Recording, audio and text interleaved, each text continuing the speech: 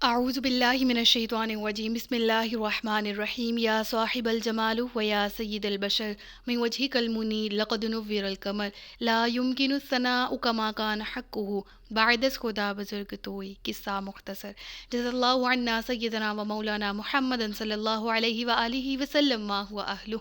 یا رب لك الحمد كما ينبغي لجلال وجهك وعظيم سلطانك رب اشرح لي صدري ويسر لي أمري واحلل عقدة من لساني يفقه قولی رب زدنی علما رب زدنی علما رب زدنی علما۔ السلام علیکم ورحمۃ اللہ وبرکاتہ۔ میں حافظہ افرا جاوید اسلام آپ سب لوگوں سے مخاطب ہوں اپنے یوٹیوب چینل انفینٹ اسلام میں۔ آپ سب لوگوں کو خوش آمدید کہتی ہوں۔ امید کرتی ہوں آپ سب لوگ خیریت سے ہوں گے، زندگی پرسکون، پر اطمینان اور ایمان بالخیر گزر رہی ہوگی۔ سورۃ المائدہ اردو ترجمہ اور تفسیر، اس کی آیت نمبر 34 تک ہم گزشتہ اسباق میں پڑھ چکے ہیں۔ آج کے سبق میں سورۃ المائدہ کی آیت نمبر 35 سے باقاعدہ آغاز کر رہے ہیں، جس میں اللہ رب العزت ارشاد فرماتا ہے، یا ایھا الذین آمنو، اے وہ لوگو جو ایمان لائے ہو، اتقوا اللہ، ڈرو اللہ سے، وابتغوا الیہ الوسیلۃ، اور تلاش کرو اس کی طرف وسیلہ، وجاہدو،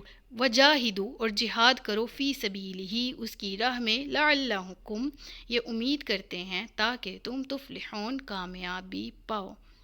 کیا فرمایا گیا اس آیت میں؟ یا ایھا الذین آمنوا اتقوا اللہ وابتغوا الیہ الوسیلۃ وجاہدوا فی سبیلہ لعلکم تفلحون۔ اس آیت میں خوف خدا یعنی اللہ سے تقوی اختیار کرنے کا حکم دیا گیا، اللہ کی راہ میں وسیلہ تلاش کرنے کا حکم دیا گیا، اللہ کی راہ میں جہاد کا حکم دیا گیا۔ اب اس آیت میں سب سے پہلے بات کر لیتے ہیں تقوی کی۔ تقوی کیا ہے؟ یعنی رب العالمین تمہیں اس جگہ پر نہ پائے جس جگہ پر جانے سے رب نے منع فرمایا ہے۔ اور تقوی کیا ہے؟ ہر وہ کام تم کرو کہ جس کے کرنے کا رب نے حکم دیا ہے۔ ڈرو اللہ سے، کیا کہ کوئی بھی عمل کرنے سے پہلے یہ چیز ذہن میں بٹھا لی جائے، کیا اس سے میرا رب راضی ہے؟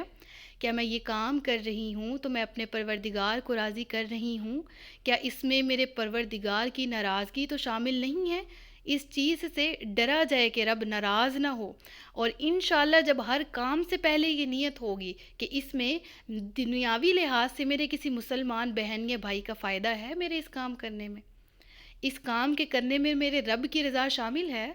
کہیں میں کسی کو نقصان تو نہیں پہنچا رہی، کہیں میں اپنے آپ کو تو نہیں نقصان پہنچا رہی، کہیں میں اللہ تبارک و تعالیٰ کو ناراض تو نہیں کر رہی، اس چیز سے ڈرا جائے۔ پھر فرمایا گیا وابتغوا الیہ الوسیلۃ۔ وسیلہ کس کو کہا جاتا ہے؟ دیکھیں، وسیلہ سے مراد یہ ہے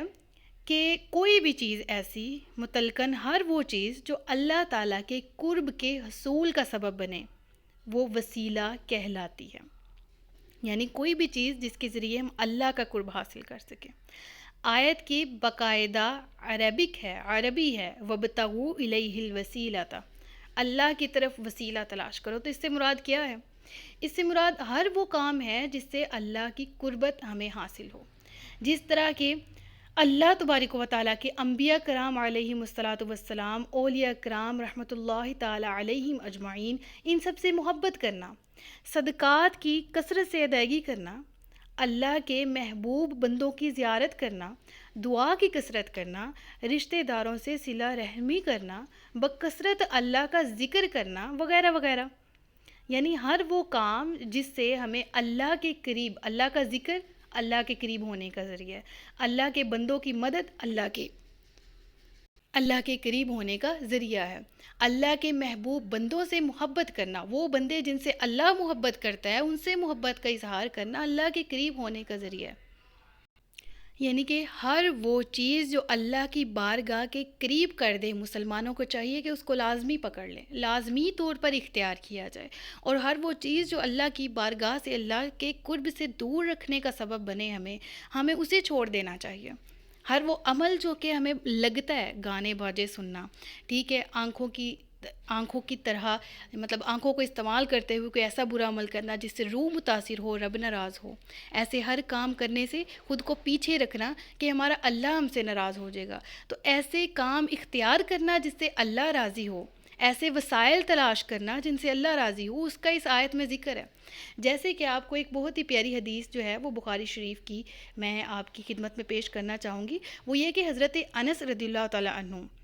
ان سے روایت ہے کہ جب لوگ قحط میں مبتلا ہو جاتے تو حضرت عمر بن خطاب رضی اللہ تعالیٰ عنہ حضرت عباس بن عبد المطلب کے وسیلے سے بارش کی دعا کرتے اور عرض کرتے کہ یا اللہ عز و جل، ہم تیری بارگاہ میں اپنے نبی صلی اللہ علیہ وآلہ وسلم کا وسیلہ پکڑتے تھے تو ہم پر بارش تو برسا دیتا تھا، اور اب ہم تیری بارگاہ میں اپنے نبی کے چچا جان کو وسیلہ بناتے ہیں، ہم پر بارش برسا۔ تو یقیناً وہ لوگ سیراب کیے جاتے تھے۔ تو اس آیت سے کیا سیکھا کہ رب تعالیٰ کی بارگاہ میں اس کے نیک بندوں کو وسیلہ بنانا اور ان کے وسیلے سے دعائیں کرنا، ان کے توسل سے بارگاہ الہی میں اپنی حاجات پیش کرنا، اپنی التجائیں پیش کرنا نہ صرف جائز بلکہ صحابہ کرام رضی اللہ تعالیٰ عنہم کا طریقہ بھی رہا ہے، جس طرح میں نے آپ کی خدمت میں ایک حدیث بھی پیش کی اور یہ بخاری شریف کی حدیث ہے۔ تو ہمیں ہر وہ کام کرنا ہے جس سے ہمارا رب راضی ہوتا ہے اور وہ ہمارے رب کے سے قرب حاصل کرنے کا ذریعہ بنے۔ ہمیں ہر وہ کام کرنا ہے، ہمیں اپنے نبی کو اپنا وسیلہ بنانا ہے۔ تو تبھی تو مسلمان پکارتے ہیں نا، یا رسول اللہ انظر حالنا، یا حبیب اللہ اسمع قولنا۔ کیا فرمایا جاتا ہے کہ میرے نبی ہی ہیں نا کائنات میں سب سے بڑا وسیلہ، جس نے دنیا میں بھی ہمارے جو ہے وہ مشکلات میں جب ہم ان کو وسیلہ بنائیں گے، اپنے مصائب و الہام میں، اپنی مشکلات میں جب ہم اپنے نبی کو اپنا وسیلہ بنائیں تو کتنی ہم خوش قسمت امت ہے نا کہ لاڈلے نبی کی لاڈلی امت اس لاڈلے نبی کا واسطہ دے کے ان کو وسیلہ بناتے ہوئے ہم رب العالمین سے دعا کریں گے تو رب العالمین دعا کو ضرور قبول فرمائے گا۔ تو جب مسلمان یہ عقیدہ رکھتے ہیں نا کہ نبی کریم صلی اللہ علیہ وآلہ وسلم شفاعت فرمائیں گے قیامت کے دن، وہ گناہگار امتیوں کی شفاعت فرمائیں گے قیامت کے دن، تو پھر جو نبی قیامت کے دن شفاعت فرمانے پر قادر ہے وہ دنیا میں بھی قادر ہے۔ ہم اپنی زندگیوں میں، اپنی مشکلوں میں اپنے نبی کو پکاریں اور کہیں یا رسول اللہ، یا حبیب اللہ، یا نبی اللہ۔ جب ہم ان کو پکاریں گے، ان کے وسیلے سے اپنے رب کو پکاریں گے تو یقیناً اپنے پیارے محبوب صلی اللہ علیہ وآلہ وسلم کے صدقے سے رب ہماری دعاؤں کو ضرور قبول و منظور فرمائے گا انشاءاللہ عز و جل، انشاءاللہ عز و جل۔ اگلی آیت ہے ان الذین کفروا لو ان لهم ما فی الارض جميعا، بے شک وہ لوگ جو کافر ہوئے جو کچھ زمین میں ہیں وہ سب اس کے برابر اتنا ہی ہے اور اس کے ساتھ ملا کر قیامت کے دن عذاب سے چھٹکارے کے لیے دے دیں تو بھی ان سے قبول نہ کیا جائے گا اور ان کے لیے دردناک عذاب ہے۔ استغفر اللہ ربی من کل ذنب واتوب الیہ۔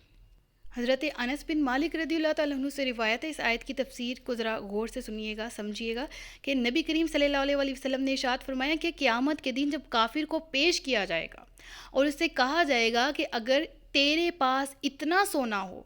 اس قدر سونا ہو کہ اس سے زمین بھر جائے، تو کیا تو اسے اپنے بدلے میں دینے کو تیار ہو جاتا؟ تو وہ اسبات میں جواب دے گا کہ ہاں میں ضرور ایسا کرتا۔ تو اسے پھر کہا جائے گا کہ تم سے اس کی نسبت بہت ہی آسان چیز کا مطالبہ کیا گیا تھا، یعنی ایمان کا، یعنی کہ کافروں کو ایمان کا کہا گیا تھا نا، ایمان لے آؤ۔ اور آج کے دور میں بھی یہی ہر ایک کے لیے قرآن ہے، دعوت توحید ہر ایک کے لیے عام ہے، پکارا جا رہا ہے کہ ایمان لے آؤ۔ تو بروز قیامت رب العالمین فرماتا ہے کہ جو کچھ اس زمین میں ہے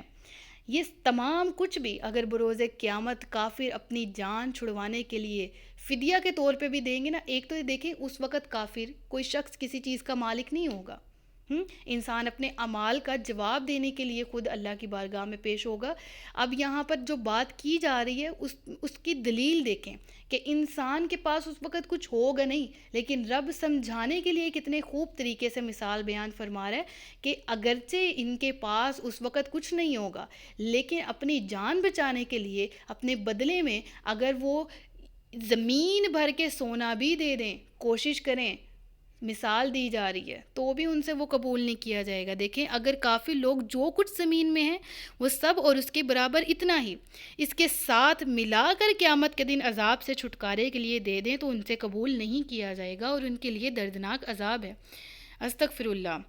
وہ دوزخ سے نکالنا چاہیں گے اور وہ دوزخ سے نکلنا چاہیں گے اور وہ اس سے نکل نہ سکیں گے اور ان کے لیے ہمیشہ کا عذاب ہے۔ استغفر اللہ، یعنی کہ جو کافر ہے وہ ہم نے ہر آیات میں پڑھا کہ جس کے دل میں کلمہ نہیں ہے، جس کی زبان پر کلمہ نہیں ہے، جس نے لا الہ الا اللہ محمد رسول اللہ کی تصدیق نہیں کی، اب وہ گنہگار ہے، کافر ہے، وہ جہنم میں جلے گا اور ہمیشہ کے لیے جلے گا۔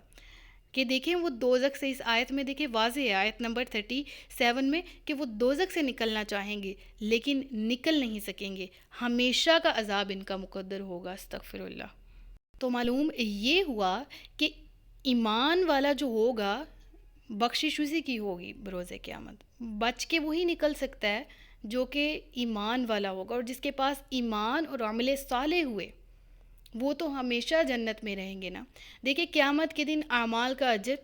ٹھیک ہے، جو ایمان والا ہوگا اس کو اعمال کا اجر ملے گا، شفاعت کا فائدہ بھی اسی کا ہوگا، رحمت الہی بھی اسی کی طرف متوجہ ہوگی، جہنم سے چھٹکارا بھی ملے گا۔ کس طرح سے اگر ایمان والا تھا لیکن اللہ رحم کرے اگر کوئی شخص پھر بھی گناہ گار تھا، اس نے لوگوں کی حق تلفی کی تھی، گناہ کیے تھے، ان کی پکڑ کی وجہ سے اس کو جہنم میں ڈالا گیا، لیکن ایمان اس کے پاس تھا، کلمہ اس کے پاس تھا، وہ اپنی سزا کاٹ کے جہنم سے چھٹکارا ضرور پا لے گا۔ لہٰذا ہمیں اس آیت سے یہ سیکھنے کو ملتا ہے کہ اپنے ایمان کی فکر کرنا نہایت ضروری ہے، اپنے ایمان کی حفاظت کرنا نہایت ضروری ہے۔ اب اگلی آیت ہے آیت نمبر 38، وَالسَّارِقُ، اور چوری کرنے والا مرد، وَالسَّارِقَةُ، اور چوری کرنے والی عورت، فَاقْطَعُوا أَيْدِيَهُمَا، پس کاٹ دو ان دونوں کے ہاتھ، جزاء، بطور سزا، بما کسبا، نکالا من اللہ، اس کے سبب جو ان دونوں نے کمایا، سزا ہے اللہ کی طرف سے،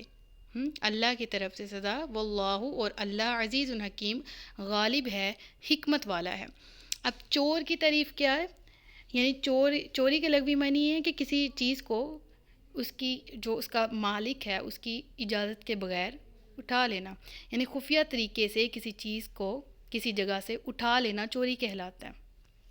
اور نبی کریم صلی اللہ علیہ وسلم چور کے بارے میں فرماتے ہیں، احادیث نبویہ میں کثرت سے ملتی ہیں جو یہ وعیدیں سناتی ہیں، کہ حضرت ابو ہریرہ رضی اللہ تعالیٰ عنہ فرماتے ہیں کہ سرکار دو عالم نے ارشاد فرمایا، یعنی آپ سے روایت ہے کہ سرکار دو عالم نے ارشاد فرمایا صلی اللہ علیہ وسلم کہ چور چوری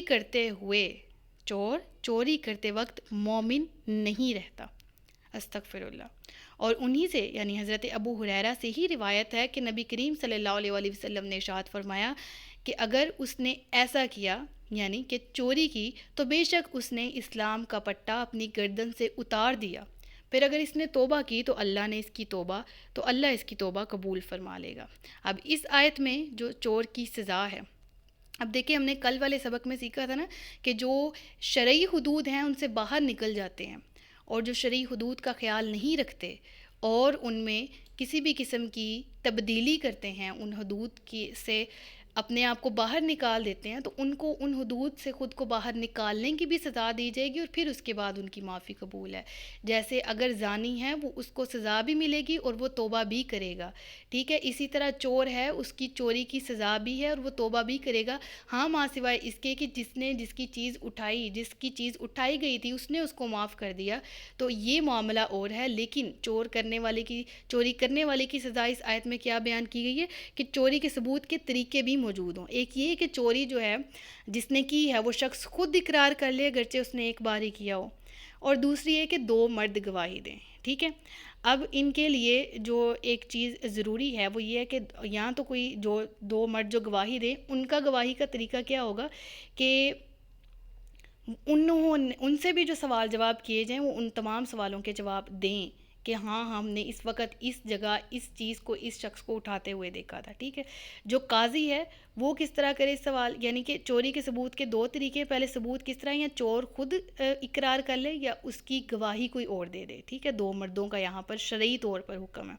ٹھیک ہے۔ پھر قاضی گواہوں سے چند باتوں کا سوال کرے، ٹھیک ہے، جو گواہ مرد ہیں، ٹھیک ہے، کہ چوری کس طرح چوری کی، کہاں سے کی، کتنے کی کس کی چیز اٹھائی وغیرہ وغیرہ، ٹھیک ہے۔ جب گواہ ان تمام امور کا جواب دے دیں گے تو قاضی کے فیصلے کے مطابق، اور قاضی بھی شریعت کے دائرے کے اندر تمام چیزوں کو پرکھنے کے بعد اس کے جب وہ دیکھ لے کہ ہاتھ کاٹنے کی تمام شرائط اس میں پائی جائیں گی تو ہاتھ کاٹنے کا حکم اس کو دیا جائے گا۔ جو یاد رہے شرعی طور پر جو شریعت کی حدیں ہیں، ان میں قاضی سے جو حکام ہوتے ہیں، جو جج ہوتے ہیں، جس طرح ہم عام الفاظ میں بات کر لیں، ان سے ہی رجوع کیا جائے۔ فور ایگزامپل میں آپ کو عام سے الفاظ میں سمجھاتی ہوں کہ کسی نے کسی کا قتل کر دیا تو پھر اس کے سلسلے میں اس وقت کے قاضی سے رجوع کیا جائے، ٹھیک ہے، نہ کہ اپنے ہاتھ میں اس کی سزا رکھ لی جائے۔ اس طرح پھر فساد پھیلتا ہے، فتنہ پھیلتا ہے، خاندان کے خاندان اجڑ جاتے ہیں۔ لہٰذا جن سزاؤں کو شریعت نے اپلائی کیا ہوا ہے، جن گناہوں کی سزاؤں کو، لہٰذا اس کو اپنے ہاتھ میں لینے کی ضرورت نہیں ہے، بلکہ قاضی سے رجوع کیا جائے۔ اور اس میں بھی بہت زیادہ شرائط دیکھنے کی ضرورت ہے، سمجھنے کی ضرورت ہے، بہت جلدی یہ فیصلہ نہ لے لیا جائے۔ اگلی آیت ہے فَمَن تَابَ مِن بَعْدِ ظُلْمِهِ وَأَصْلَحَ فَإِنَّ اللَّهَ يَتُوبُ عَلَيْهِ۔ اب کیا فرمایا گیا؟ جو توبہ کر لے اس کے بعد، یعنی جو گناہ کر لے، جو اپنے ظلم کے بعد توبہ کر لے، اور پھر کیا ساتھ شرط لگائے گی؟ اور اپنی اصلاح کر لے۔ پھر فرمایا گیا کہ اللہ اپنی مہربانی سے اس پر رجوع فرمائے گا، اور اللہ بخشنے والا مہربان ہے۔ یعنی کہ اگر وہ شخص جو ہے، خواہ کتنا ہی بڑا گناہ گار کوئی شخص کیوں نہ ہو، اگر وہ توبہ کر لے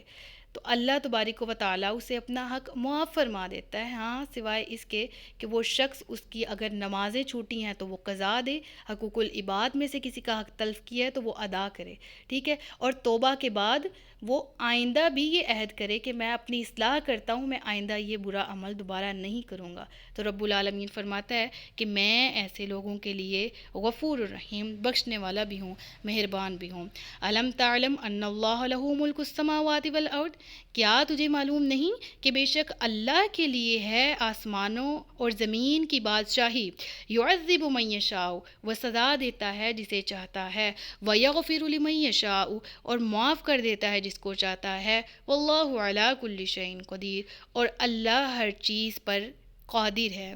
یعنی اس آیت سے معلوم ہوا کہ عذاب دینا یا رحمت فرمانا اللہ کی مشیت پر ہے، وہ مالک ہے،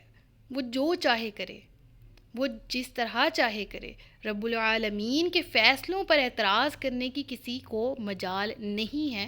اور رب العالمین کے ہر فیصلے میں، ہر کام میں بہت حکمتیں چھپی ہوتی ہیں۔ اب اگلی آیت کیا ہے؟ یا ایھا الرسول، اے رسول غمگین نہ کریں تمہیں وہ لوگ جو دوڑے چلے جاتے ہیں کفر میں، ان لوگوں میں سے جنہوں نے اپنے منہ سے کہا ہم ایمان لائے، حالانکہ وہ ایمان والے نہیں، ان کے دل، اور حالانکہ ایمان نہیں لائے ان کے دل، اور کچھ وہ لوگ ہیں جو یہودی ہوئے، بہت سننے والے جھوٹ کو، بہت سننے والے دوسری قوم کی بھی،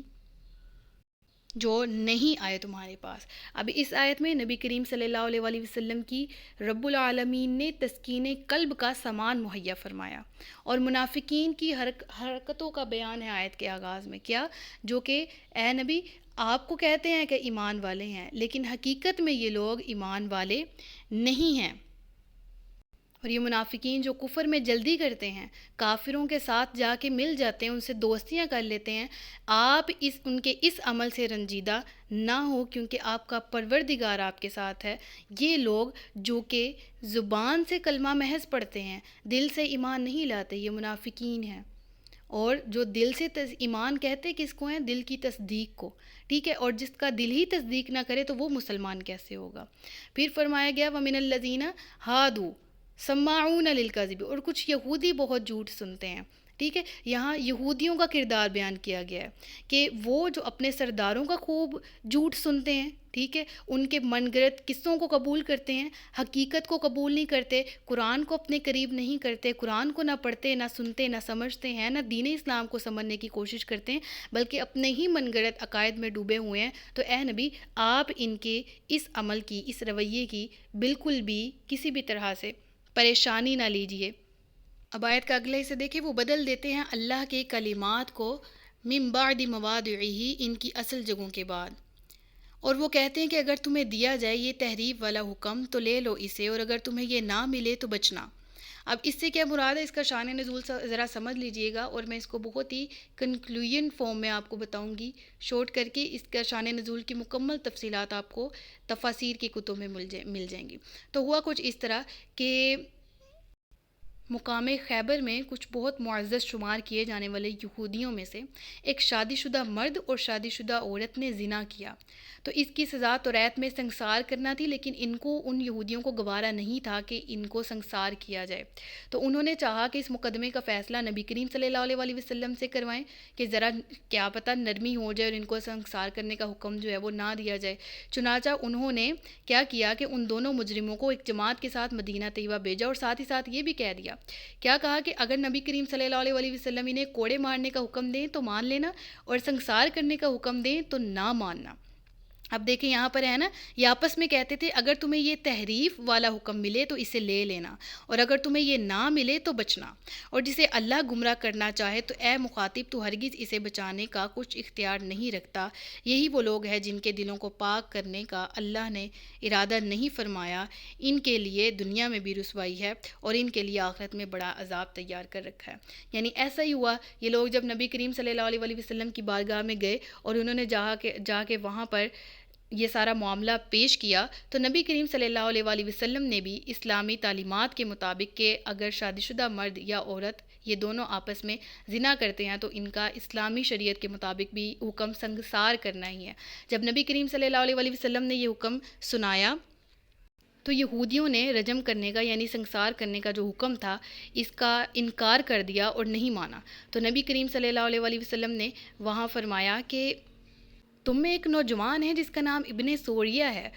کیا تم اس کو جانتے ہو؟ وہ یہودی کہنے لگے ہاں، سرکار دو عالم صلی اللہ علیہ وسلم نے فرمایا وہ کیسا آدمی ہے؟ تو یہودی اپنے منہ سے کہنے لگے کہ آج روئے زمین پر یہودیوں میں اس پائے درجے کا، اس بڑے لیول کا عالم کوئی اور نہیں ہے،